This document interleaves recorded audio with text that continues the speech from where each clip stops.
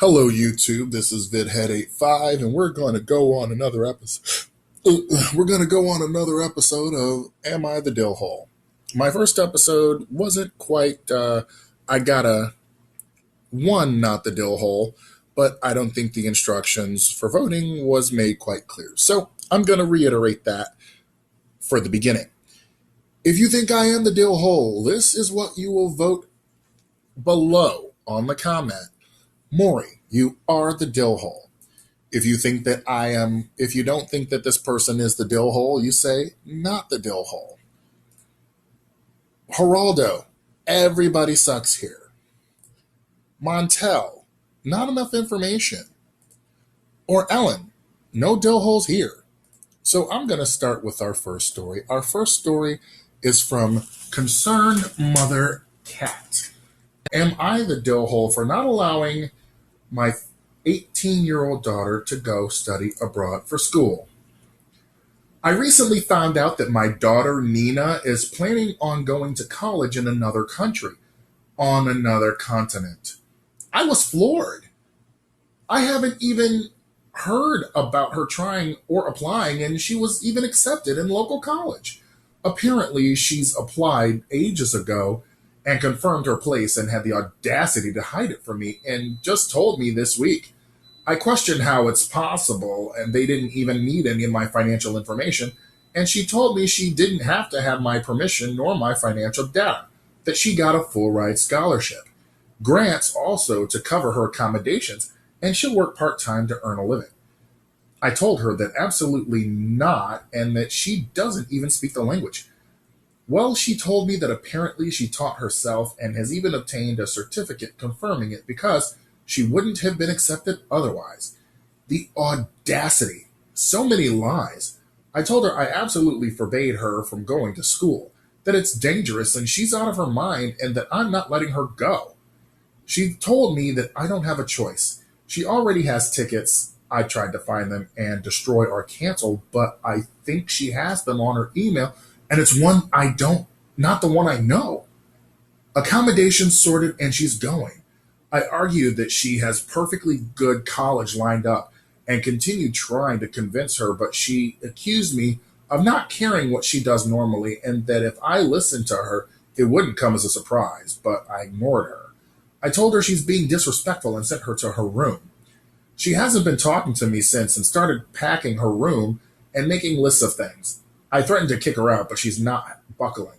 My sister told me I was a major dillhole, and I told my sister that she's 24, too young to make that kind of judgment because she doesn't have kids. Am I the dillhole for not allowing my daughter to study abroad? Okay, I don't know how I can put this in any way where you are not the dillhole. Like, you are definitely wrong in this situation. First of all, your daughter is mature enough to study a language in a foreign land that she doesn't know. She is able to make accommodations and all of that, but yet you're telling her that it's dangerous. What I really think this concerned mother is trying to, she's not a concerned mother. She is an overbearing mother, and I am not surprised that she is going to a whole another continent to get away from her mom. I would be the same way. I would not want to be on the same continent with my mother. If she even looked at, I tried to find them and destroy or cancel them, but I think she has them on another email. Like, this is an abusive mother. Like, she's not concerned. She is an abusive, manipulative mother, and I cannot wish for her daughter to leave quick enough.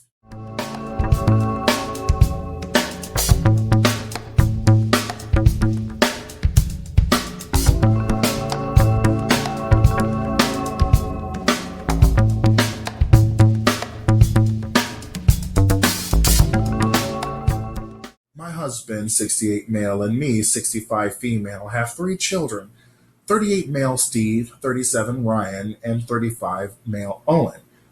My husband was a standout athlete and went to college on a scholarship to play football. Steve and Owen were also very athletically gifted and spent a lot of time with their dad playing sports. Ryan was into debate club and drama club.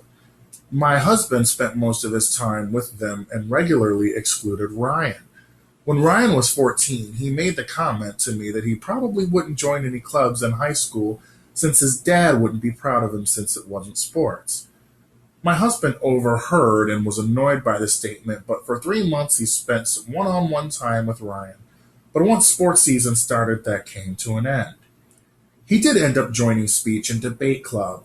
My husband attended a handful of meets for him. When he made state, he was ecstatic. We invited both families, and I told my husband he'd better be there with our two sons. They showed up, but halfway through left to tour the college campus because the tournament was boring. They ended up missing our son's presentation.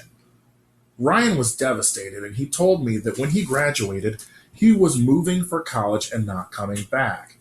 He ended up going to college out west and joined their forensics and debate team and won a national championship. I attended, but his dad chose to take Stephen Owen to a hockey game instead. Ryan ended up in law school and is now a junior partner at a firm. He got married a few years ago and just gave us our first grandchild this year. Our son allowed us to meet our grandson, but then told us that he wasn't planning on moving back ever or visiting his hometown anytime soon, as he doesn't want any of his kids around my husband and his brothers because of the favoritism. My husband was livid, and he told Ryan it was time for him to grow up and stop blaming him for his issues. Ugh. My husband is now angry because he feels like Ryan is being petty and stubborn and ridiculous. I finally had enough of his whining, and I told him that I had warned him about his exclusion of Ryan and blatant favoritism for his brothers over him, and that I have no sympathy for him now that Ryan has decided to cut him out. I told him he needs to go to therapy and work on his issues here.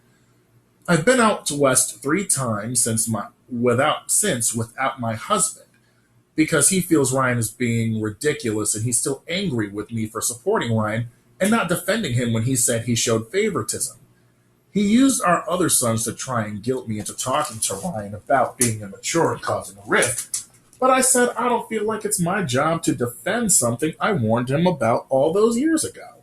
I told them that they were allowed their opinion, but from then on, I was no longer hosting family holidays and they would fend for themselves. I went out west over Easter and spent it with Ryan and his family. My husband is claiming I'm showing favoritism now and that I'm an a-hole. So, am I the dillhole? Okay, edit.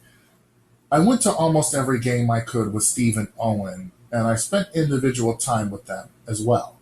Ryan's meets and events were far less than Steve and Owen's, and I was there for them as well. I did not neglect my other sons for Ryan. Even up until a few weeks ago, I was still spending time with my sons and have their significant others over for dinner at least once a week. Now, before we get to the second update, I just want to say, no, you are not the dill hole here. And I think that was the overwhelming consensus. But also, I can't, how dare I show favoritism, and then when someone cuts me out of my life for not being their father, then suddenly I'm how dare you ignore me after I ignored you, is pretty much what this father is saying. This is just crazy. And then he is basically calling Ryan petty, but the father never spent any time with his son, and you're calling him petty. That just goads me because he is accusing Ryan of the same thing that he's guilty of. But Ryan is doing it for a very good reason, actually.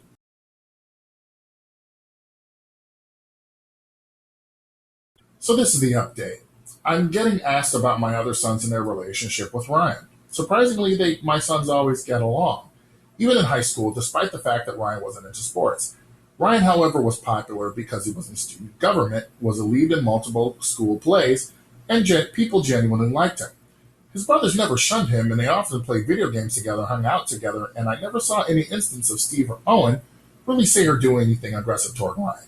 Well, outside the normal sibling fighting, that is. I even asked Ryan about this after I was shocked at their reaction, and I canceled the holiday gathering, and he said that they were always good to him, and in fact, Steve often tried to shield him from my husband's judgment. I think their reaction after my husband tried to guilt trip them was out of a sense of duty and loyalty to him because they didn't want to lose their status as the favorite sons. I know both sons have met their nephew and have over the years visited Ryan separately and together. Ryan flew Owen out for quite a bit after he finished rehab, and he spent a lot of time trying to help him. I'm hopeful that Steve and Owen's anger is more at the fact that I've canceled the holidays and that they'll wake up to realize that Ryan has done nothing wrong.